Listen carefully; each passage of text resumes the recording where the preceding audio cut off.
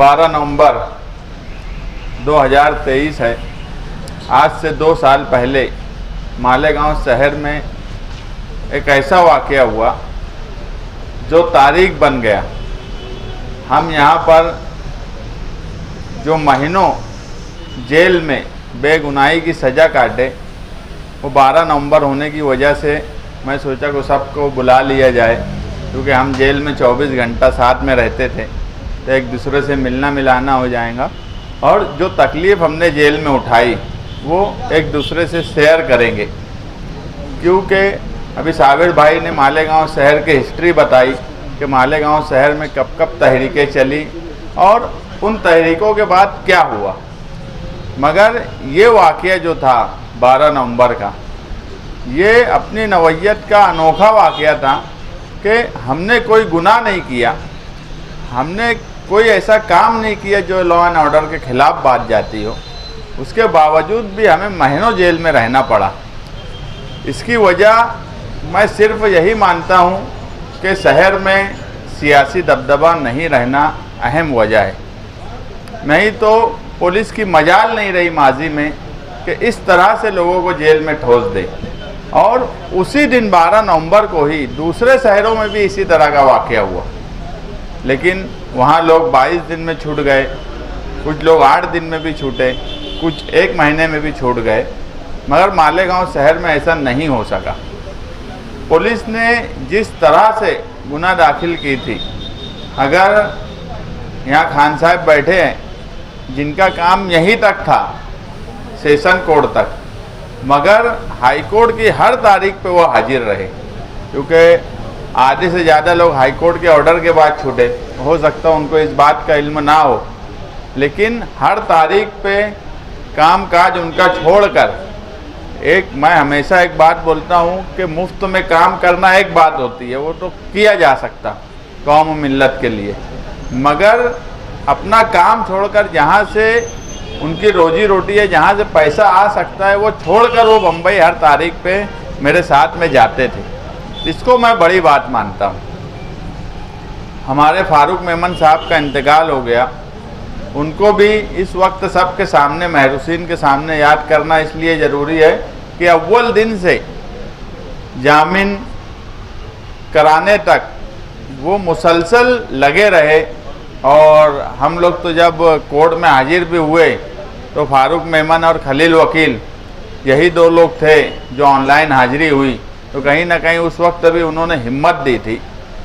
Jail में ऐसे लोग थे जो अपना, कोई ऐसा आदमी नहीं था जो तकलीफ़ ना उठाया हो, क्योंकि यहाँ पर जो लोग हैं ये जेल में रहने वाले लोग ही नहीं थे। ये कोई गुनहगार लोग नहीं है कि जो जेल में चले जाएंगे और जेल काट लेंगे। हमारे वो जिया मुस्कान है, उनका हाल देखने वाला था जेल में। हमारे रईस भाई है जो 40-50 किलो वज़न कम हो गया, तो आप समझ लोगे जेल में किस तरह से तकलीफ़ उठाई जाती थी।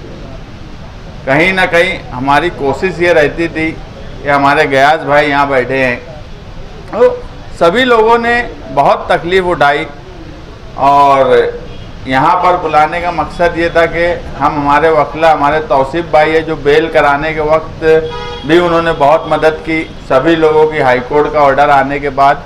और अव्वल दिन से खान साहब की पूरी टीम लगी हुई थी, खालिद, यूसुफ, जमाल भाई, आमिन भाई, तो सभी लोगों का शुक्रिया अदा करना इसलिए भी ज़रूरी है कि अभी हमारा केस चल रहा है, इसलिए इनको बार बार बुलाना भी ज़रूरी है कि अभी हम बेगुनाह नहीं हुए। मगर मुझे पूरी उम्मीद है खान साहब पे कि इंशाअल्लाह वो जल्द ही हम सबको बेगुनाह साबित करेंगे और जो हम पर इल्ज़ाम लगा ये कहीं ना कहीं गलत साबित होगा। कानूनी लड़ाई हम लड़ते रहेंगे, मगर आने वाले वक्त में मैं यहाँ पर किसी पार्टी का नाम नहीं लूँगा, किसी लीडर का भी नाम नहीं लूँगा, मगर अवामी अदालत में बहरहाल 12 नवंबर जो सवाल है उसका जवाब भी आवाम को देना होगा। और इस शहर की आवाम, जो इलेक्शन है वही अवामी अदालत होती है। उस वक्त क्या हुआ शहर में, किसकी क्या जिम्मेदारी थी, मुझे नहीं लगता कि मुझे ये बताने की ज़रूरत है। मालेगांव शहर की आवाम सियासी तौर पे बहुत बेदार है और वो आने वाले वक्त में अवामी अदालत में ज़रूर 12 नवंबर जो सवाल है उसका जवाब देंगी। और ये 12 नवंबर जो है ये कहीं ना कहीं इस शहर में सियासी दबदबा जो ख़त्म हुआ उसे वापस लाएंगी। मैं यहाँ पर शान हिंद का शुक्रिया अदा करना सबके सामने इसलिए ज़रूरी समझता हूँ कि जब हम लोग जेल में थे उस वक्त वाहिद ये लीडर थी जो रोड पर आकर एहतजाज करी। हम सब यहाँ बैठे हैं, मेरे ख्याल से सभी लोगों ने न्यूज़ चैनल पे धरने का और उस वक्त, और हम सबके घर के लोग भी उस तहरीक में शामिल रहे। तो ये बड़ी हिम्मत की बात थी।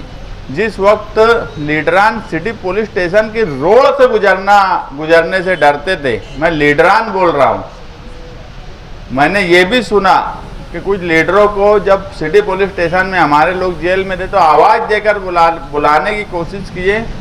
तो किस किस्म के वो लीडर थे कि वो उनके पास जाकर उनकी ढाढ़स बनाना, उनको तसल्ली देने से भी डर रहे थे कि जाना नहीं चाहते थे। ये मुझे नहीं मालूम, मगर मुझे जेल में कुछ लोगों ने बताया कि उन्होंने जब आवाज़ दी तो लीडरान भी कतरा के भागते थे। ऐसे वक्त में शान हिंद इस शहर में तहरीकों का शहर है, निहाल साहब का शहर है, उसने जिंदा रखा। इसलिए उसका शुक्रिया अदा करना हम सब के लिए ज़रूरी है जो महरूसीन जेल में रहे। मैं यहाँ सभी लोगों का शुक्रिया अदा करता हूँ जो हम सब जेल में थे, हमने जो तकलीफ़ उठाई, हम एक दूसरे को देखते रहे, समझते रहे। मैं इतना ही बोलकर अपनी बात ख़त्म करता हूँ। और अगर किसी को कुछ बोलना है